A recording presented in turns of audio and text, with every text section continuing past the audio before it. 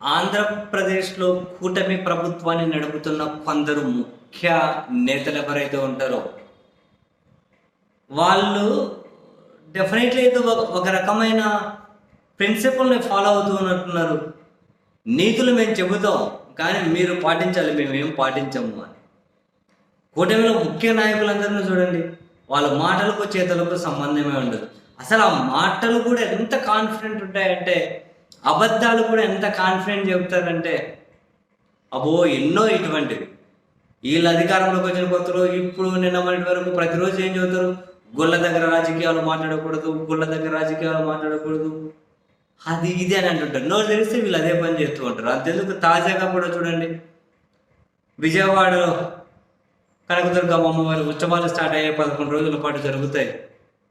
మొదటి రోజే హోంశాఖ మంత్రి బంగాలపూడి అనిత గారు, దేవాదాయ శాఖ మంత్రి ఆనం రామనారాయణ రెడ్డి గారు, చాలామంది వివేకులందరూ గుడికి వెళ్ళారు దర్శనం చేసుకోవడం కోసం అని చెప్పి.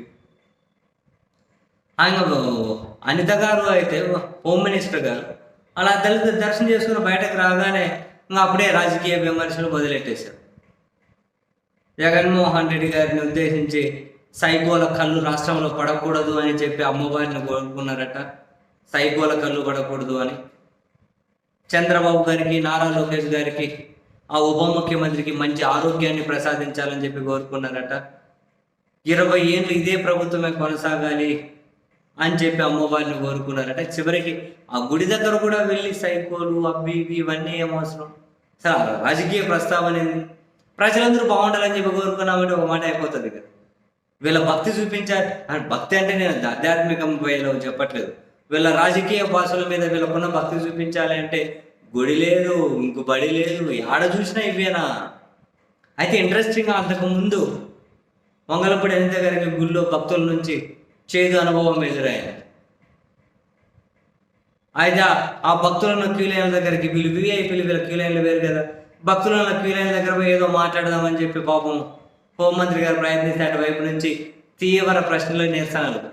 ఏంటి ఏర్పాట్లు? చిన్నపిల్లలు ఉన్నటువంటి తల్లుల కోసం సపరేట్ క్యూ లైన్గానే ఏర్పాటు చేయలేరా? అందరిని ఎత్తుకొని క్యూ లైన్లు ఎట్లా పోవాలి? ఏమి అసలు ఏర్పాట్లే బాగోలేవు. మీరు చిన్నపిల్లలు ఉన్నటువంటి తల్లుల కోసం సపరేట్ క్యూ లైన్లు ఎందుకు పెట్టలేదు చెప్పండి అని అంటే, ఇదేంటి ఇది అని చెప్పి అనిత గారికి దిక్కు తెలియకుండా లేదు మేము అన్ని ఏర్పాట్లు చేసినామని చెప్పి వెళ్ళిపోతూ ఉన్నారు.